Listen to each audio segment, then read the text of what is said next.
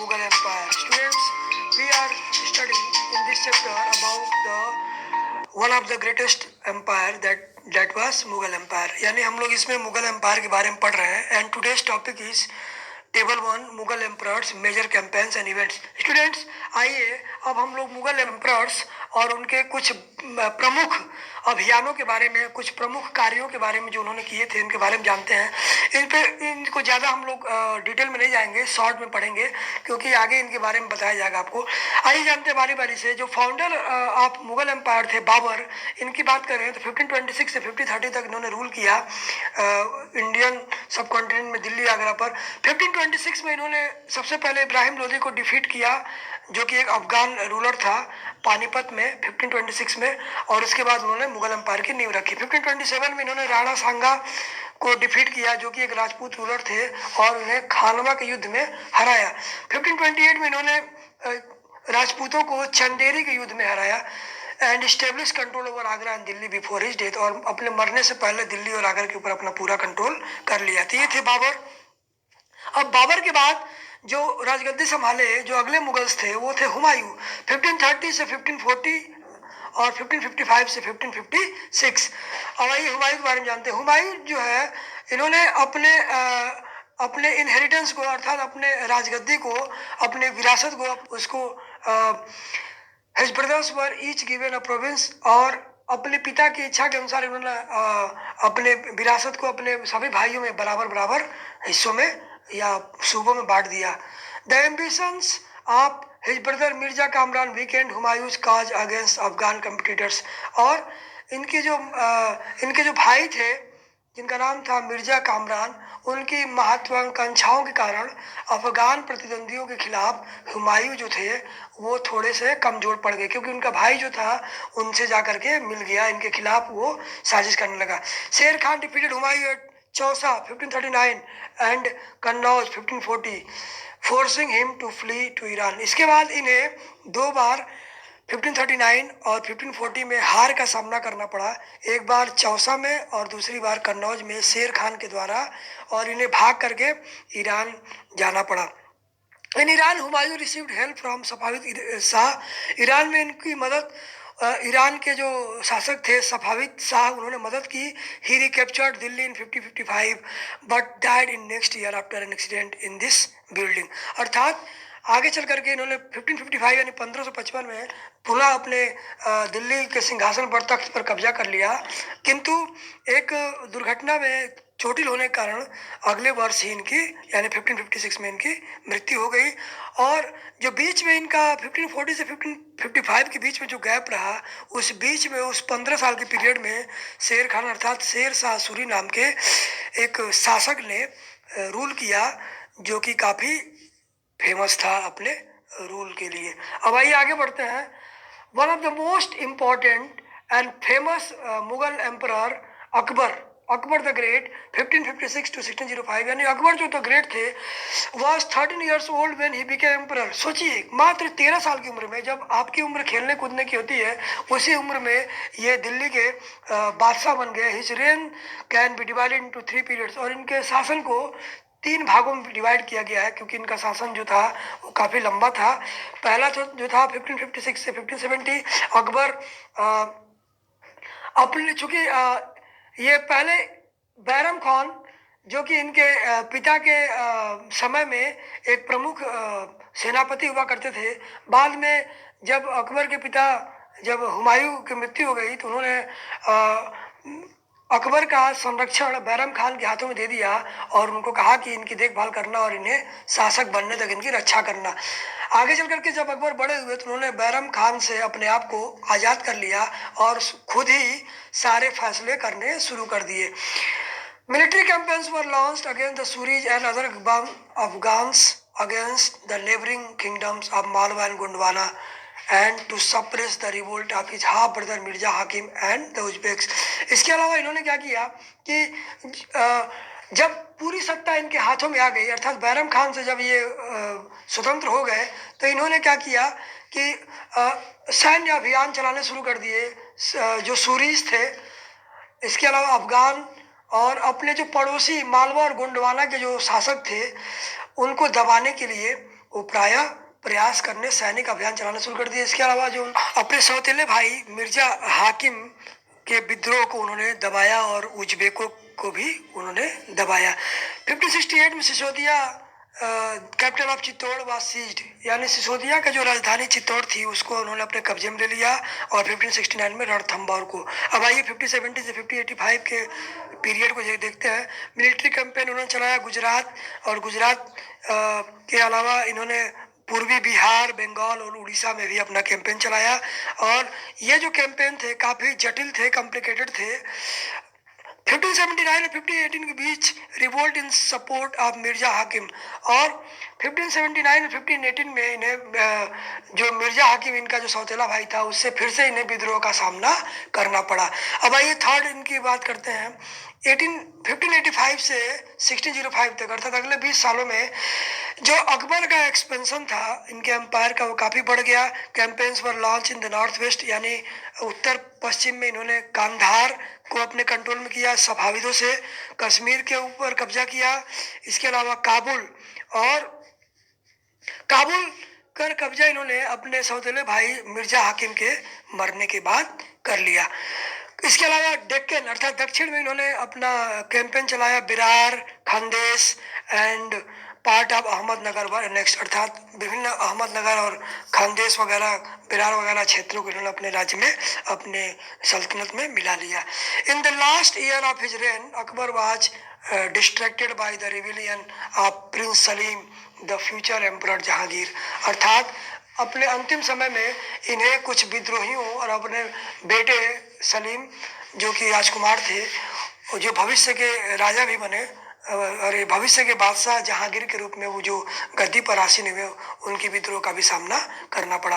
अब आइए आगे बढ़ते हैं, जहांगीर की बात करते हैं। 1605 से 1627 military campaign started by Akbar continued, अर्थात जो अकबर द्वारा मिलिट्री कैंपेन अर्थात सैन्य अभियान चलाए गए थे उसको जहांगीर ने जारी रखा। Sisodia rulers of Mewar Amar Singh accepted Mughal services, अर्थात जो सिसोदिया रूलर मेवाड़ के अमर सिंह थे उन्होंने मुगलों की जो है सत्ता सेवा स्वीकार कर ली। Less successful campaigns against the Sikhs, the Ahoms and Ahmadnagar followed. इसके अलावा कुछ और भी इन्होंने कैंपेन चलाए जो कि बहुत ज़्यादा सफल नहीं रहे। सिखों, अहोम, आदिवासियों और अहमदनगर के ऊपर इन्होंने जो अभियान चलाया वो ज़्यादा सक्सेसफुल नहीं रहे। Prince Khurram the future emperor Shahjahan rebelled in the last year of his reign, इनके अंतिम समय में भी अर्थात जहांगीर के भी शासन के अंतिम समय में भी इनके जो पुत्र खुर्रम अर्थात जो शाहजहां थे उन्होंने भी विद्रोह कर दिया। The efforts of Nurjahan Jahangir's wife to marginalize him were unsuccessful, हालांकि जो इनकी पत्नी थी जहांगीर की नूरजहां, जिन्होंने प्रयास किया कि जो शाहजहां का जो विद्रोह है उसको कम कर सके, लेकिन वो सफल नहीं हुई। अब आइए शाहजहां की बात करते हैं। 1627 से 1658 Mughal campaign continued in Deccan under Shahjahan, Shahjahan ने भी मुगलों का सैन्य अभियान को जारी रखा। अफगान नोबल खान जहां Lodhi rebelled and was defeated, Afghan एक रूलर था खान जहां जिसने इनके खिलाफ विद्रोह किया लेकिन वो हरा दिया गया। कैंपेन्स पर लॉन्च अगेंस्ट अहमदनगर, अहमदनगर पे इन्होंने अभियान चलाया। बुंदेश को डिफीट किया और ओरछा को अपने कब्जे में ले लिया। In the north west the campaigns to seize Balkh from Uzbeks was unsuccessful and Kandahar was lost to the Safavid, हालांकि कुछ जो इनके अभियान थे उनमें उनको सफलता नहीं मिली, जैसे कि उज्बेक के खिलाफ, और कंधार भी इन्हें सफाविदों जो ईरान के रूलर्स थे उनसे हारना पड़ा। इन 1632 Ahmednagar was finally annexed and Bijapur forced suit for piece, और इसके बाद इन्होंने और 1632 में अहमदनगर को एक बार फिर उन्होंने अपने कब्जे में ले लिया और बीजापुर से सैन्य सुलह के लिए इन्होंने निवेदन किया। 1657-1658 का समय वो था जब शाहजहां के जो पुत्र थे, 4 पुत्रों में से उन चारों पुत्रों में आपस में राज्य को लेकर के या सल्तनत को लेकर के लड़ाई होने लगी, जिसमें से इनके एक पुत्र थे जिनका नाम था औरंगजेब।